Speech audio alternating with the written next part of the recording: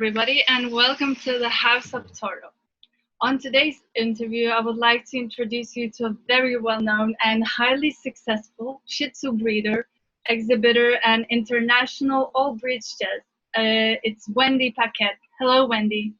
Hello. Good morning, or good afternoon, I guess, for you. It is. And today, as our translator, will be Olga Maslonina. Hi, Olga. Hi. Сегодня House of Tauro с гордостью представляет вам эксклюзивное интервью с всемирно известным заводчиком и международным судьей всех пород из Канады. Это Wendy Paquette из Wenrick Shih Tzu. So, Wendy, can you tell us how you started in the pedigree dogs? Wendy, не могла бы ты нам рассказать, как ты начала разводить породистых собак? Actually, it was just by chance that we ended up having a Samoyed given to us when we were teenagers. And from there, we realized that there was a whole new world of dogs and dog shows that we never even knew existed. Все началось с самоеда, который был передан Венди тогда, когда она еще была тинейджером, и вот с этого момента и пошла ее карьера. So I suppose the Shih Tzu wasn't your first breed. Ши Тцу не был вашей первой породой? No, actually, well, yes, I guess it would be, because when we were showing the Sami at dog shows and obedience trials, I came across an 8-month-old Shih Tzu puppy at a dog show. But it was almost impossible to get one in Canada at that time. So my first two Shih Tzu females were from the UK. В определенное время, когда была Венди увидела на выставке породу собаки Ши Тцу, щенков, но в то время в Канаде было очень тяжело достать это, поэтому первая собака этой породы у нее появилась как раз-таки из Англии. Роберта? Okay. So what drew you to this breed, or what makes them so special that you have dedicated your life to this breed? Что особенно в этих породах, что вы посвятили свою жизнь им? I think being a young girl at the time, I was only 16 years old. It was a form of something to play with originally. And then I grew to love the breed and enjoyed their temperament. And to me, they're not even dogs at this point. They've been my companions for the last 50 years. В 16 лет это была собака больше для игры, то есть это было не профессионально. Но вот с этого возраста как раз-таки и появилась вот эта любовь или привязанность к этой породе. So how many champions have you bred today? Сколько чемпионов вы вывели на сегодняшний день? It's approximate. I'm going to have to tell you that I've kind of lost track over the years. So we're looking at approximately 250 Canadian champions, 175 American champions, and worldwide, I have no idea. На самом деле, число очень приблизительное, но оно впечатляющее. Это больше 250 чемпионов Канады, это больше 175 чемпионов Америки, а по всему миру она даже не может подсчитать, сколько их. Can you share with us your biggest achievement during your breeding career, or one win that remains very special to you, and why? Можете ли вы поделиться с нами одной специальной победой или же самым большим достижением в вашей карьере селекционера, и почему?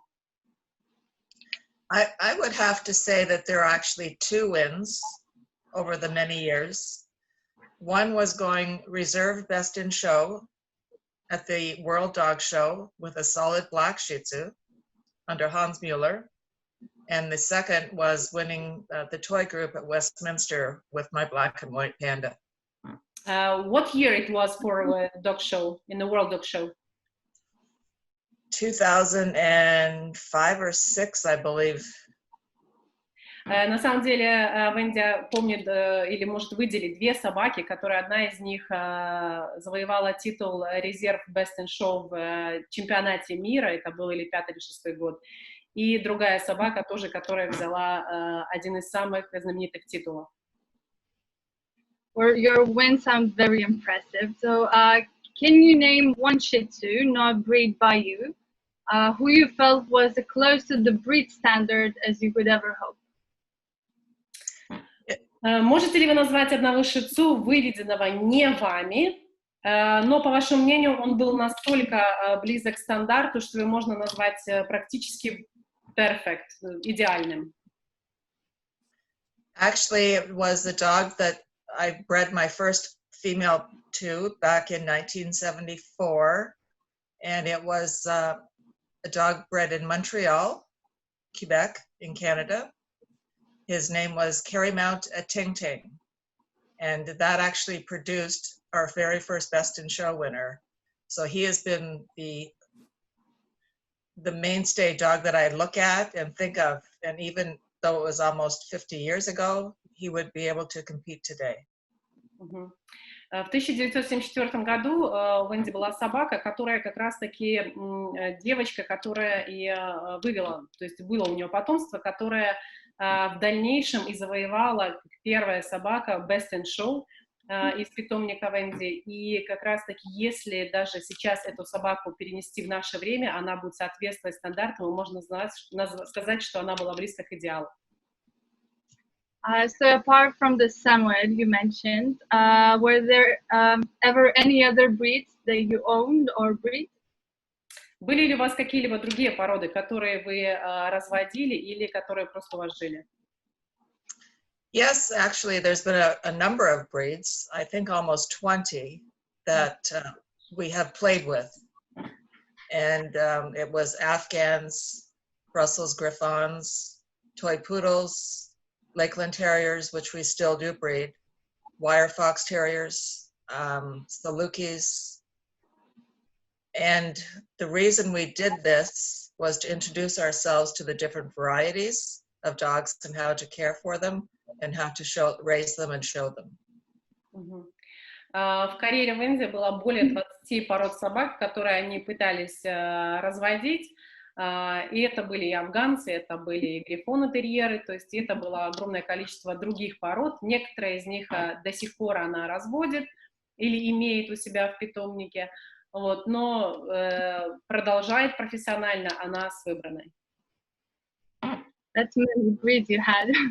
Do you think being a judge has in some way helped train you to be a better breeder, or has being a successful breeder or exhibitor helped you shape becoming a top-class judge? Как вы думаете, ваша профессиональная карьера как бридера помогает ли вам в профессии судейства, то есть в профессии международного судьи, или же наоборот, или судья помогает как раз-таки в профессии бридера, заводчика? Yes, I definitely think so, because when one is breeding, you have to start making judgments on these puppies as they grow up. So you see the different stages of their life so that you can appreciate as a judge the different stages that walk into your ring. And if you know the breed's good enough, or well enough, I should say, then you can appreciate that even puppies will mature out to be nice adults or vice versa. So watching them grow up as a breeder in many different breeds is educational as a judge. Разведение собак очень помогает как раз-таки в судействе, потому что когда ты выращиваешь породу или ты занимаешься профессионально этой породой, ты видишь, как развиваются, ты видишь их плюсы, ты видишь их минусы, ты знаешь их стандарты, поэтому когда ты выходишь на ринг как судья, ты уже более профессионально относишься к тому, что ты делаешь на ринге как раз-таки в качестве судьи.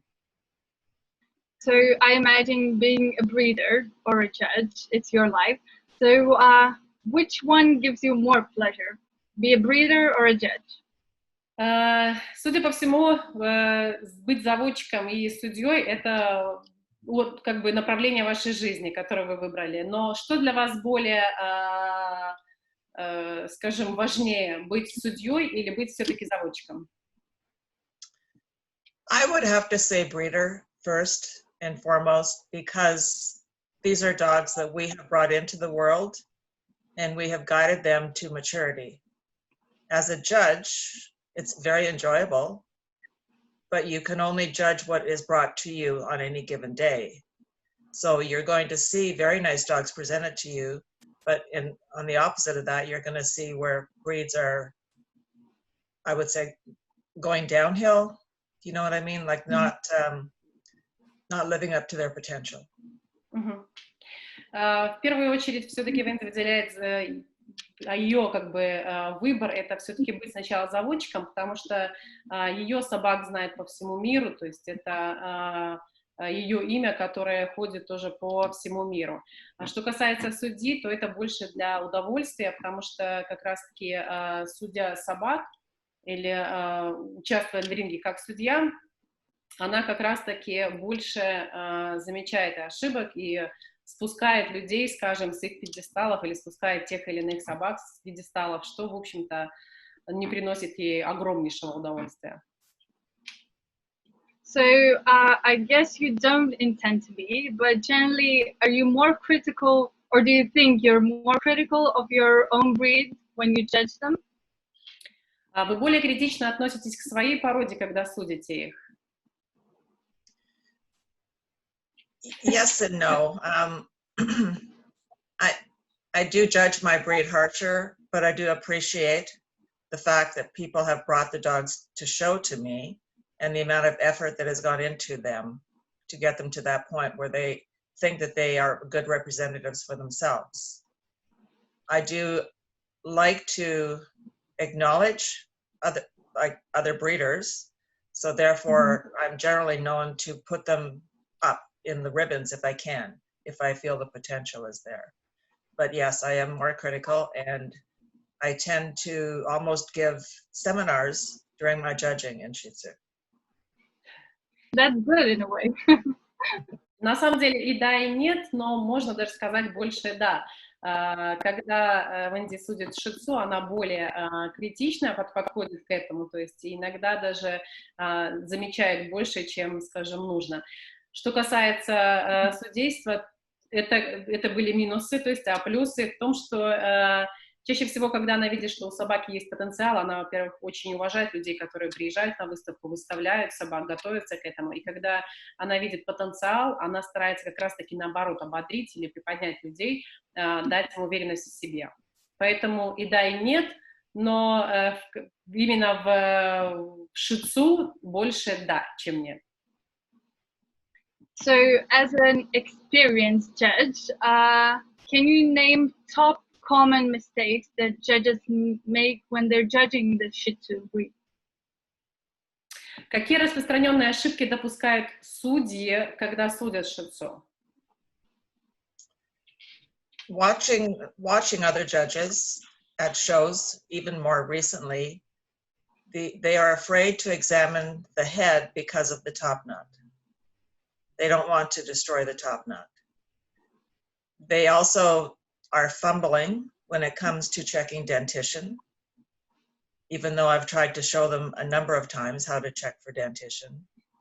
And I don't feel that they go down the legs properly. They may feel the size of the bone, but they don't look for structure under the coat sometimes. В первую очередь Венди говорит не от своего лица, а именно наблюдая за другими судьями.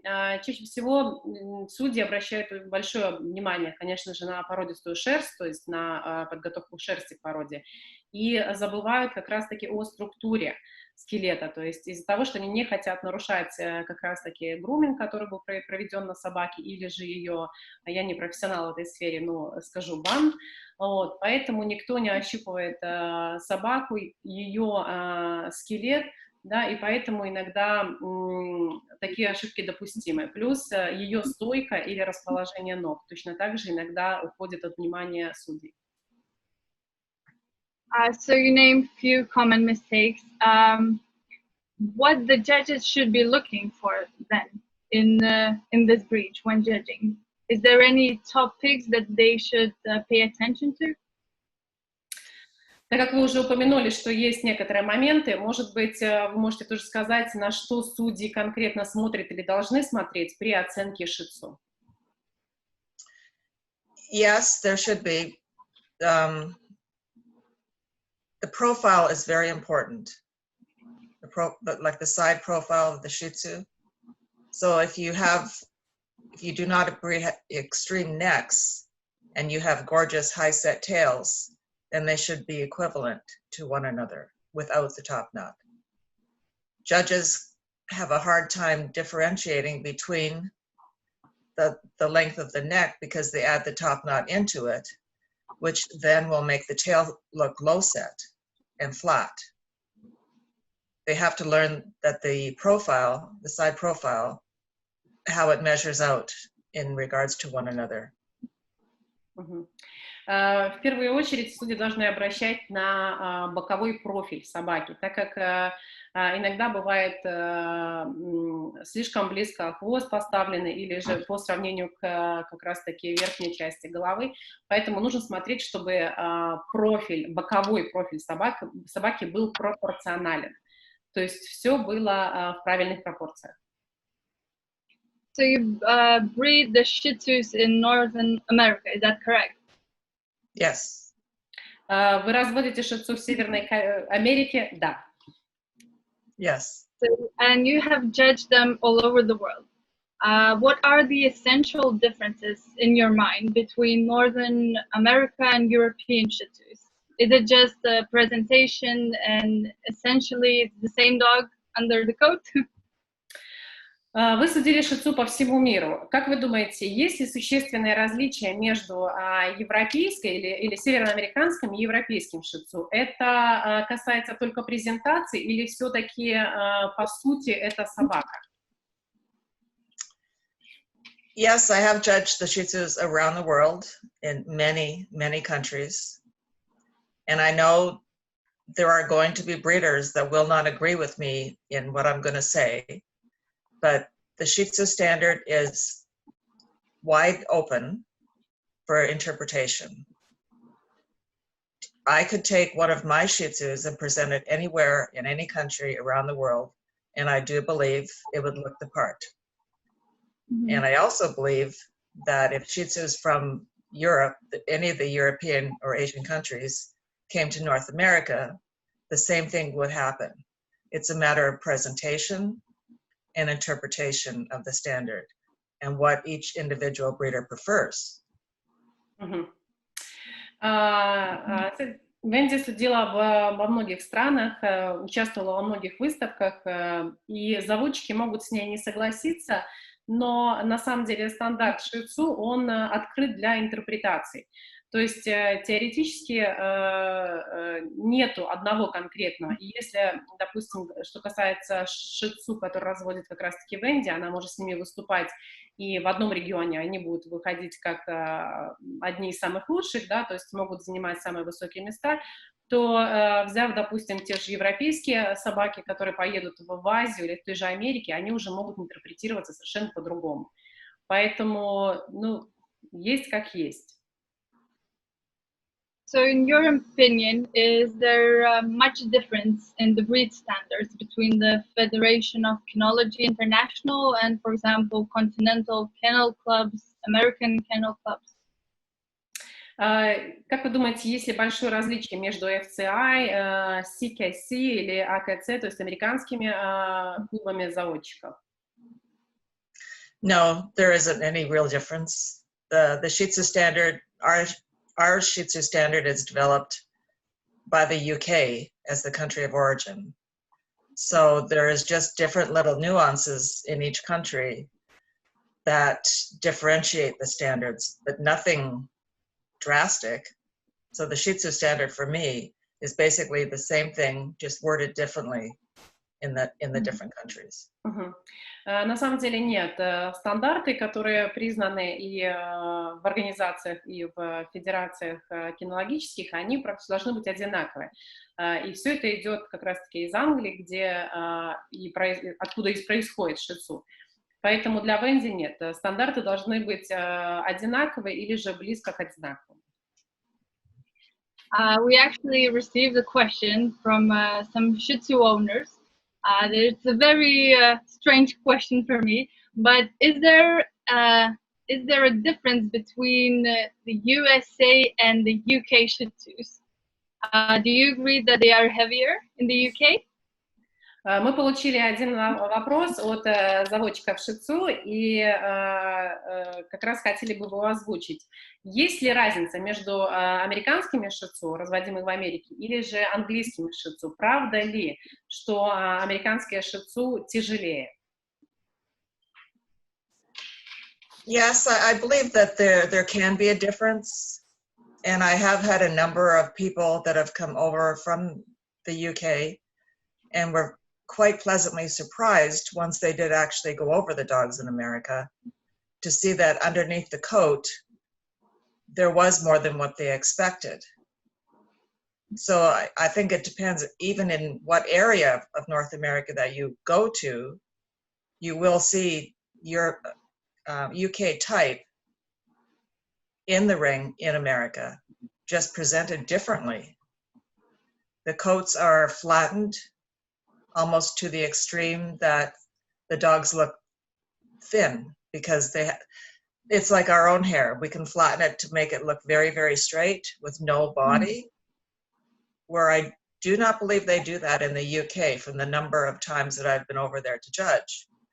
They don't, their presentation is much different, which leads you to have a different look and body type.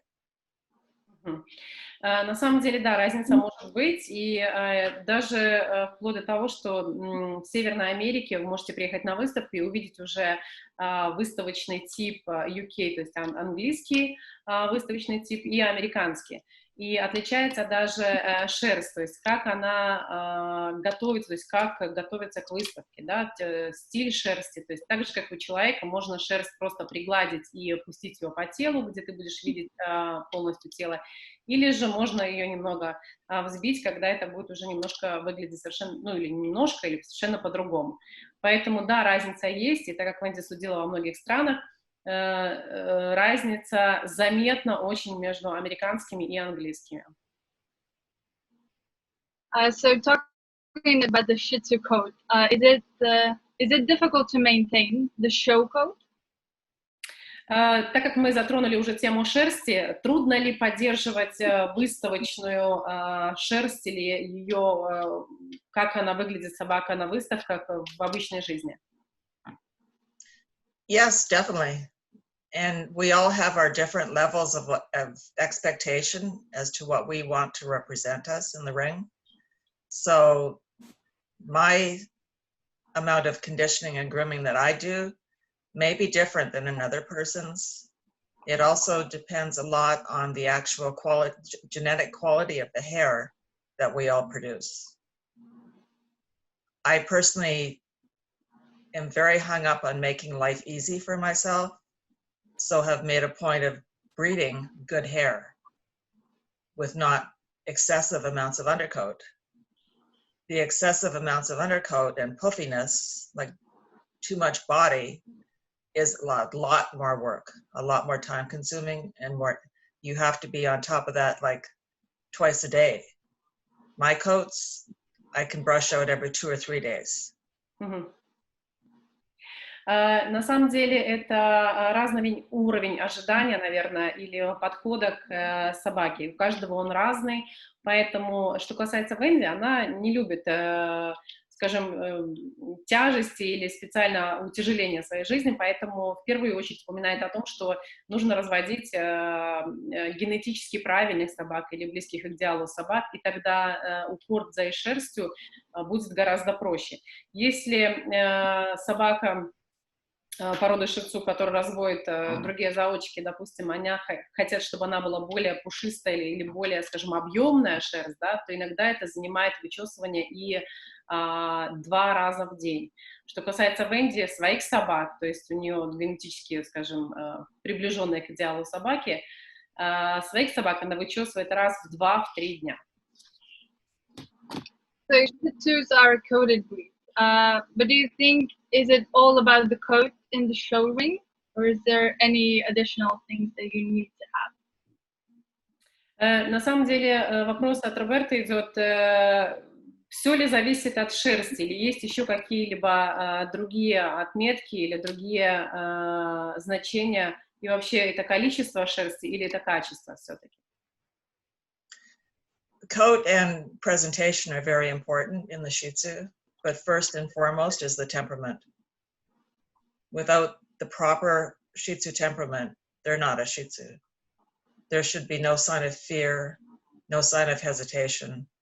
They should love everyone and appreciate and love being in the ring. And if you can get that first, then the presentation of them in the ring is much easier. Mm-hmm. На самом деле шерсть играет большую роль в презентации с породы Ши Тцу, но в первую очередь это темперамент. Собака Ши Тцу должна быть на ринге без страха, она должна любить остальных, не бояться их, то есть она должна таким же образом наслаждаться рингом и ходить. И темперамент все-таки важнее гораздо, чем просто как выглядит шерсть.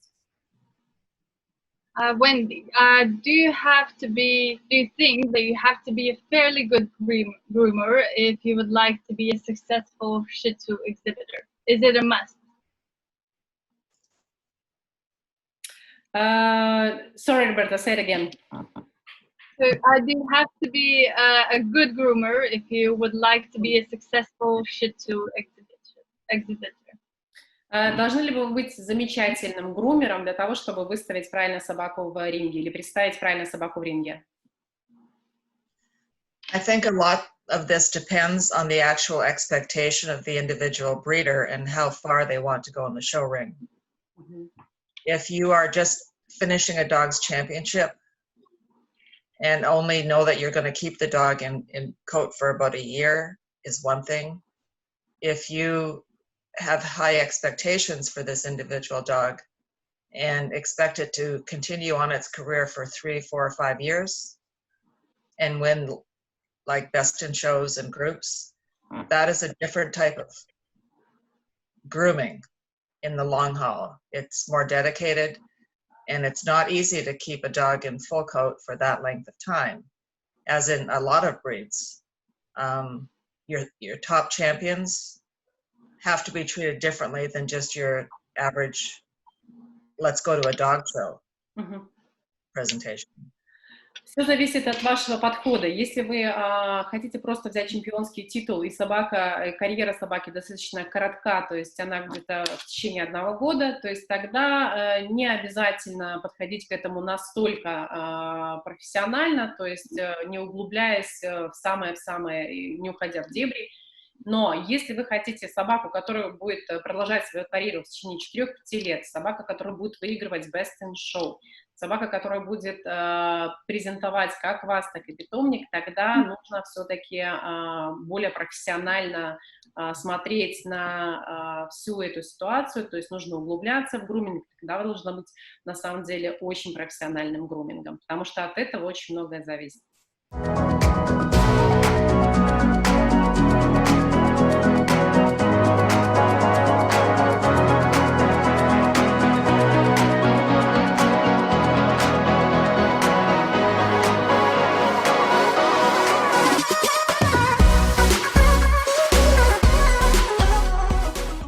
You mentioned before that you had a black Shih Tzu, so let's talk colors. So party colors are more commonly seen as pets and show dogs, but solid black also exists. Are they being shown? They're being shown and they do win. So do you think, is it harder to win with a black coated dog? Поговорим немножко о цветах. Частичный окрас чаще всего встречается как у домашних питомцев, то есть шицу, которые живут дома, так и выставочных собак. Но чисто черные собаки тоже существуют, и они побеждают в выставках. Труднее, вопрос звучит так, труднее ли выиграть чисто черным собакам, чем цветным? There are very many colors of Shih Tzu.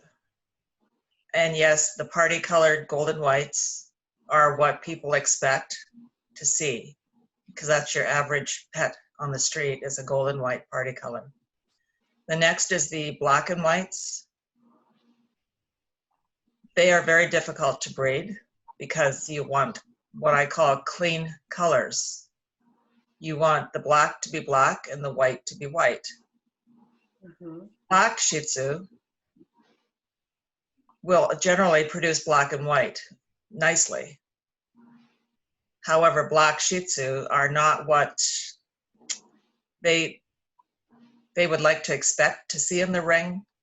So unless a judge has a trained eye to be able to look at that face up close to see the actual eyes and expression, then it's just this black object moving around the ring. And I feel that judges have a hard time with golden whites seeing movement, let alone blacks. I have produced a number of blacks, but the problem with blacks and breeding solids is that you get the golds and all the other range of colors, which are not my favorite. So I've dedicated breeding the different colors individually so that my blacks stay black and produce black as much as I can determine, and the black and white stay clean.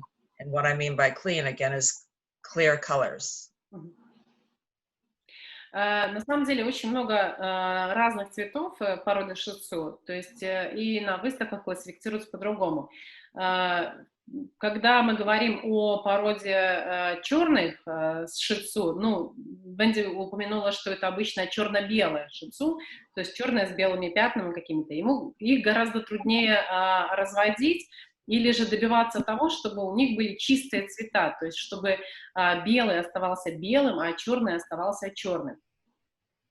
И у судьи, когда выставляете черная собака, у судьи должен быть достаточно натренированный глаз для того, чтобы он увидел как раз-таки ту красоту породы или, там, допустим, те стандарты, которые и должен был заметить. Да? Что касается Венди, еще раз скажу, что она разводила в своем питомнике и черно-белых собак, но она не скрещивает их с другими цветами, то есть это, если она разводит черных, то есть это идет черная линия, да, то есть если это какие-то другие цвета, это другие цвета. So you just talk about different colored dogs. So are the markings important on a Shih Tzu? Does like a symmetry and attractive markings improve their chances in the dog show ring? Roberta, say it again, because I think internet connection is not very good. Okay. So I was just asking, are the markings important on a Shih Tzu? And does symmetry and attractive markings improve their chances in the show ring? Uh-huh. Улучшает ли симметрия, привлекательные отметины или их шансы на шоу? То есть насколько важна отметина на Ши Тцу, вот эти пятна? Unfortunately, yes. I think it does determine whether a dog places high in the ribbons. And I think it's easy for judges to just see the symmetrical markings, like you mentioned, and appreciate it for what it is. The dark-faced dogs, you very seldom see, and they very seldom win, unfortunately, because they're not the norm. So unless the judge has a trained eye and appreciates the dog for what it is, other than markings, it's very hard to finish them, in North America at least. Mm-hmm. They do finish a lot easier in the European countries. because I don't think the grooming in the European countries has gone to the extent that it has in America, which is good and which is bad for America. There's too much emphasis put on it. На самом деле, да, скажем, влияет, и чаще всего я, на самом деле, должен иметь, на самом деле, натренированный глаз, чтобы увидеть не только отметины, но и полностью, скажем, презентацию собаки, потому что иногда бывает так, что глаз падает как раз-таки на вот эти отметины, о которых мы говорим, да, и уже его мнение меняется, то есть шансы повышаются. Это что касается Северной Америки. В Европе это немножко, груминг и подготовка собаки, она немножко по-другому проходит, поэтому это даже лучше, то есть в Европе это гораздо на более высоком уровне, чем в самой Америке. Роберта? How important is the soundness and the movement in the Shih Tzu when attending the showrooms? Do you think the judges and the exhibitors pay enough attention to it? Your internet is definitely not good. Okay, I'll try to repeat the question. Now you're sucking. Okay, can you hear me now better? Now let's try. Okay, so how important is the soundness and the movement in the Shih Tzu? I was asking if judges and exhibitors pay enough attention to it. Настолько важны устойчивость и движение Шih Tzu в ринге, и обращают ли судьи достаточно внимания на это? That's a hard question to answer, only because I feel the top breeders will present dogs with great soundness. The new upcoming breeders, when judging litters of puppies, pick the most pretty marked puppies, irregardless of what the legs are doing or what the bite is doing, how much bone, how much body. So therefore, judges will find a wide variety of soundness within the Shih Tzu breed. So if you're only going to pick puppies on markings and don't care what's happening under the coat and still present them, unfortunately, they still win because of markings sometimes. You know, so it's teaching the judges to overlook the flashy grooming and the markings and actually judge soundness. That's difficult. Very difficult. На самом деле это очень тяжело, потому что иногда, когда собака подготовлена полностью хорошо, то есть мало кто обращает внимание как раз-таки на ее устойчивость или на ее движение, и никто, вернее, наоборот, обращает внимание на ее движение, но никто не смотрит на то, что идет пот, то есть под шерстью. Мало обращается внимания. So Wendy, do you think, is there any issue in the breed currently that you feel breeders need to pay careful attention to? Какая проблема в породе Шih Tzu в настоящее время, по мнению Венди, требует от заводчиков особого внимания?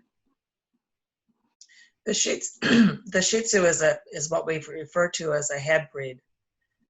That's what differentiates it a lot of times from the Lhasa Apso, the Pekingese, the Tibetan Spaniel.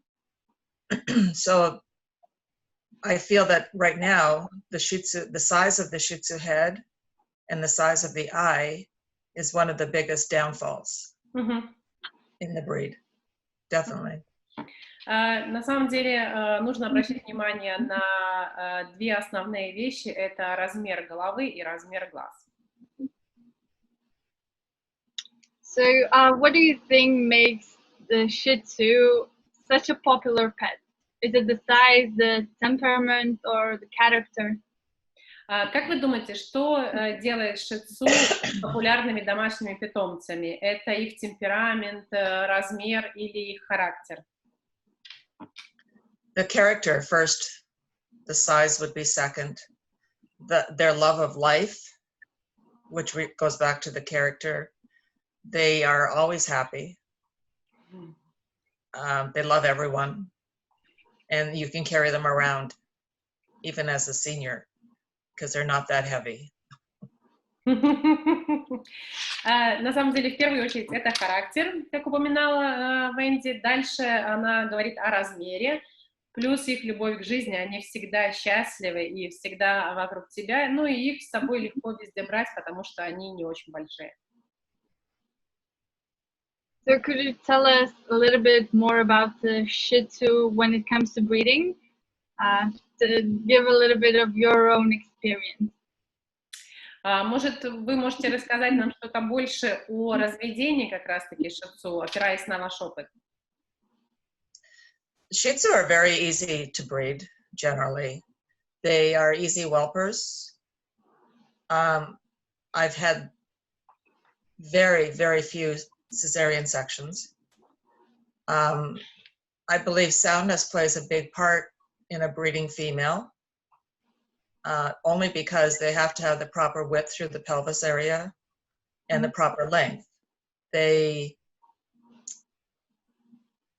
males are generally quite readily ready to breed any female. I think the use of artificial insemination these days has made some breeds out to be more difficult.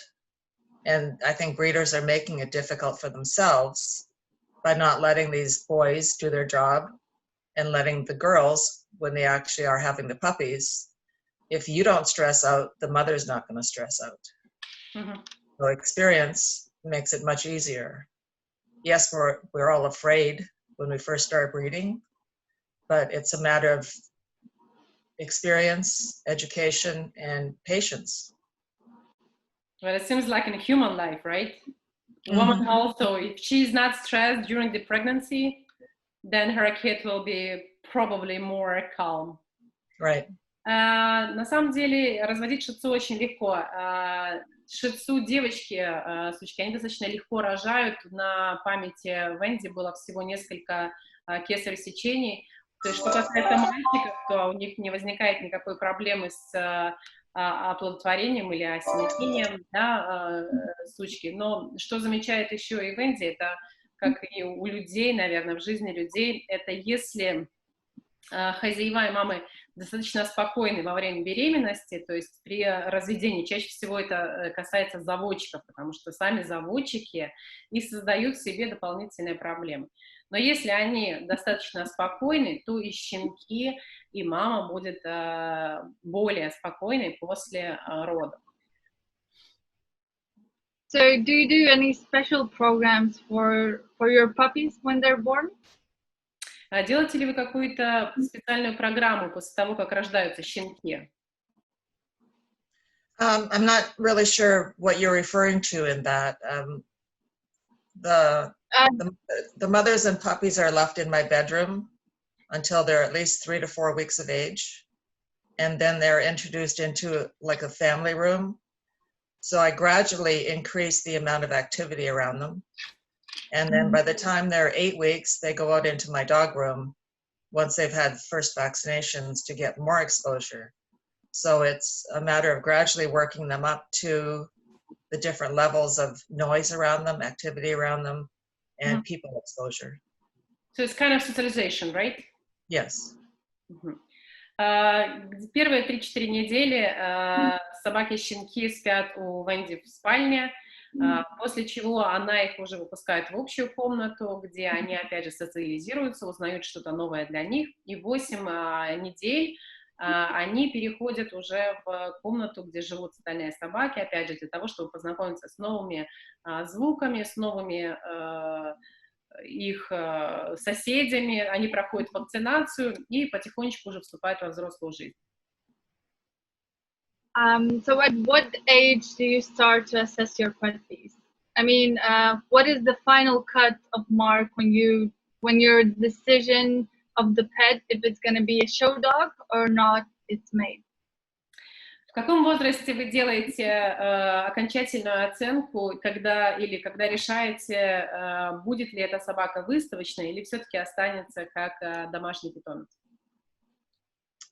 I would have to say there's different ages that I look at them all differently. At birth, sometimes markings can determine them as a pet the minute they're born.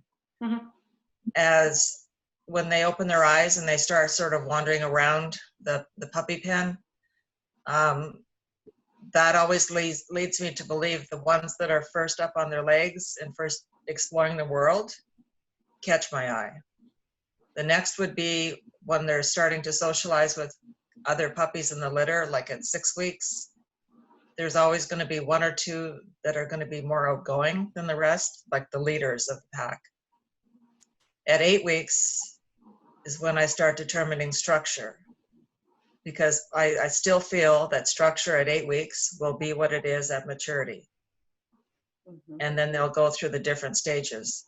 So if at 8 weeks they haven't shown that they're going to be leaders, and I don't feel that they're structurally sound, that's when they go as pets. Mm-hmm. Then the next group will stay until they're anywhere from 5 to 6 months of age, unless things have changed in between that, and I wait on dentition and testicles. And then I determine whether or not they're show dogs. Mm-hmm. На самом деле, когда рождаются щенята маленькие, когда они еще с закрытыми глазами, уже тогда Венди начинает наблюдать сразу после родов. Но когда у них открываются глазки, то есть и они пробуют сделать свои первые шаги, встают на свои ноги, тогда она, то есть уже лидеры или те, которые сильнее остальных, уже ловят ее взгляд, вот, тогда она уже начинает за ними больше наблюдать. В 6 недель она определяет лидера или лидеров щенков, которые ведут за собой остальных.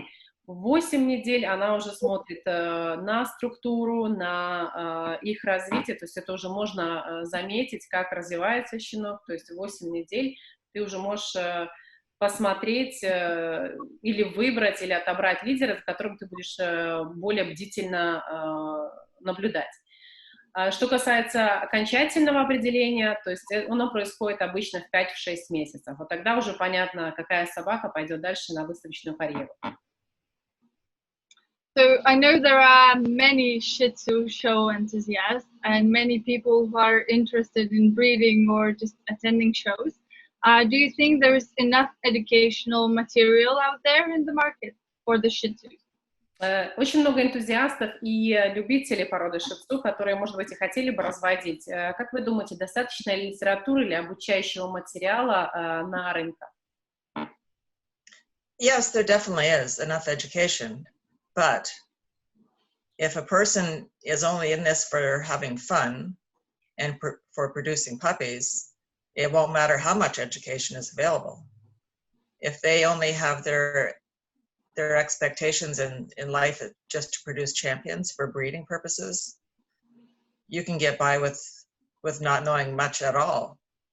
But if you want to be a breeder in the long haul and be known around the world, you need to learn the different standards of Shih Tzu in the different countries. Mm-hmm. We're all under the same standard, but the presentation and the level of quality within the certain countries is part of education.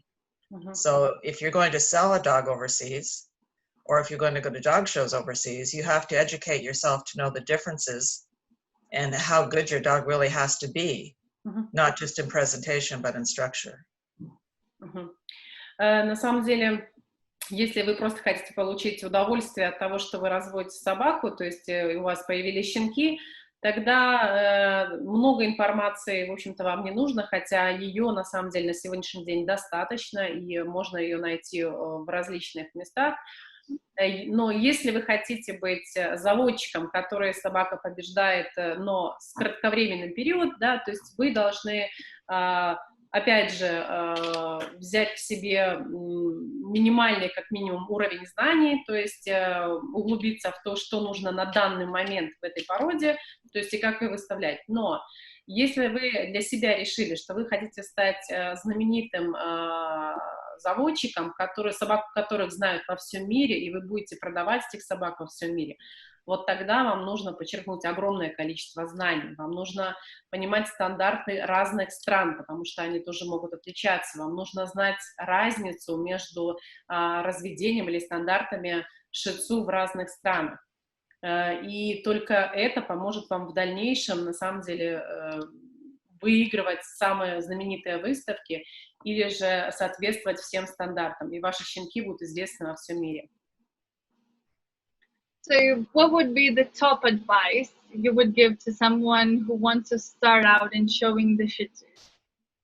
Какой бы был ваш совет тем, кто хочет начать карьеру профессионального заводчика на выставку?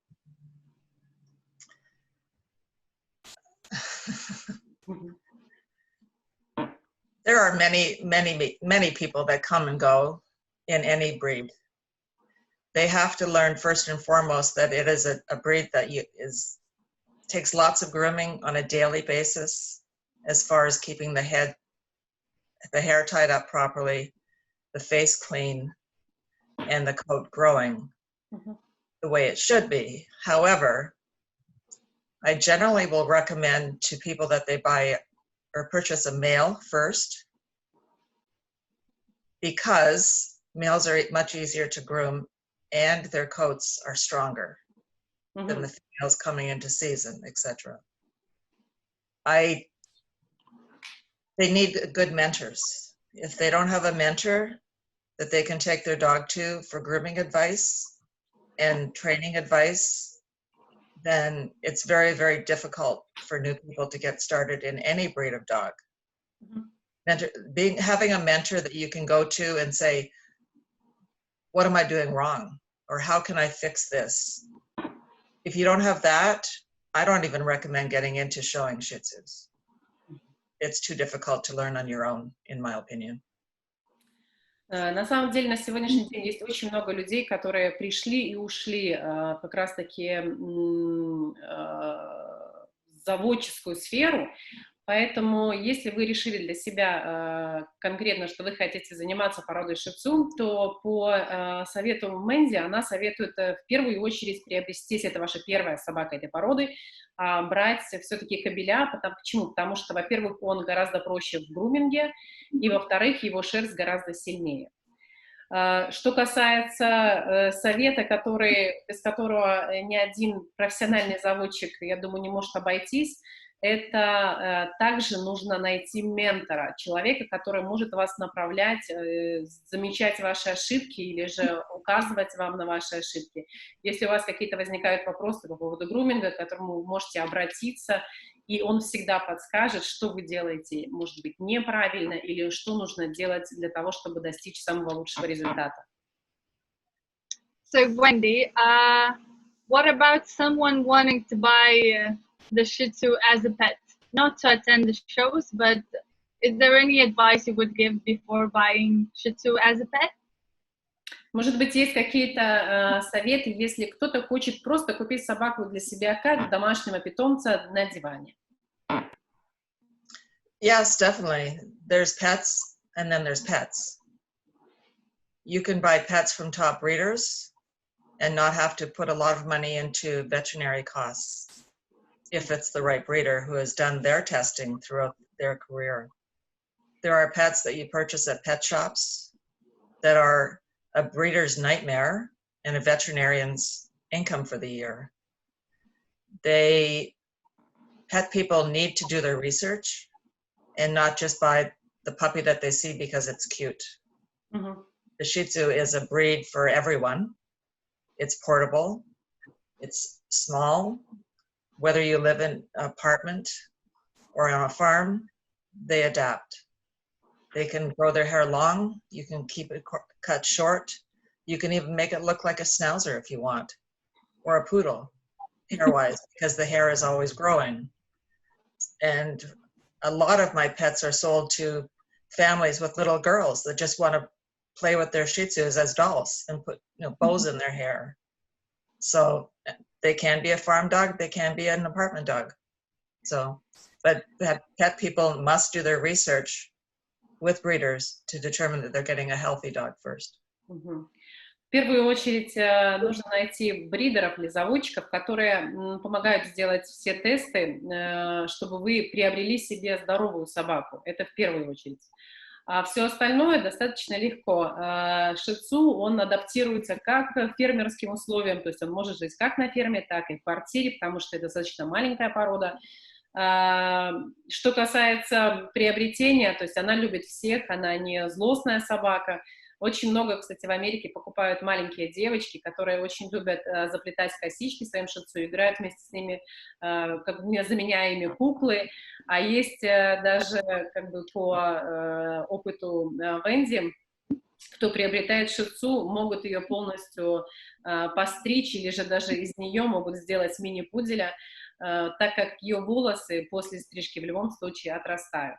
Поэтому она советует такую породу для неважно, кто живет, или вы живете в частном доме, или же вы живете в квартире. So I'm sure as a breeder you have a bucket list. So what's the one thing you would like to tick off from that list? Что еще осталось в вашем списке желаний? И что бы вы хотели отметить особенно из этого списка? In all honesty, I don't think there's anything else that I would like to prove to the world. I think over the last 50 years, with having placed dogs in all these different countries and have been to visit them to see that they're carrying on my genetic line that I feel I've worked very hard at, but to say I have a bucket list anymore, no. I've done the best in shows. I've done the top breeders. I've done the number of champions. Because of the Shih Tzu is why I'm judging, which I've been able to travel extensively and meet all these people that I've placed dogs with. I think my bucket list is just to maintain my status as long as I can before I get too old. На самом деле, если говорить совсем честно, то список желаний Венди достаточно уже заполнен, так как она достигла практически всего, о чем мечтала, то есть это чемпионские титулы, это лучший заводчик, в судейской карьере она достигла своих высот, поэтому, наверное, в ее списке нету больше таких желаний. Она продает своих собак по всему миру, и когда ездит с судейством, она встречает этих людей, она смотрит, как развивается генетически дальше ее линии, она радуется за это. Поэтому сказать, что что-то осталось особенное в ее списке желаний, нет, за исключением, может быть, того, что дальше продолжать свою карьеру как заводчика, так и судьи, пока она не станет совсем-совсем старой. Okay, I'm sure that the Shih Tzu owners or people who are wondering if they want to attend the Shih Tzu shows, they had so much knowledge from you. Wendy, thank you so much for attending this interview. And just a reminder that we just had an interview with internationally acclaimed breeder and international all breeds judge from Canada, Wendy Paquette. Thank you, Wendy. Thank you. Мы подчеркнули очень много полезных идей, очень много полезной информации из этого интервью. Еще раз хотим напомнить, что это было интервью с канадской заводчицей Wendy, которая является также международным судьей. Thank you very much. It's been a pleasure talking with you, and hopefully we will meet someday in person. Hopefully. You're always welcome. Thank you. Thank you. Bye. Bye. Bye, Wendy. So, and just a reminder that the House of Tauro is proud to bring for the next Wednesday an exclusive educational interview about fertility problems in male dogs with Dr. Hassan Sandas. So the live stream will be at the House of Tauro Facebook page on the 23rd of September at 7 p.m. С гордостью представляем вам эксклюзивное образовательное интервью, которое произойдет на следующей неделе с доктором Хасаном Сонтасом о проблемах фертильности у кобелей. Прямая трансляция будет у нас на странице Facebook The House of Tauro 16 сентября в 7 часов. That's it. Thank you for watching. Bye.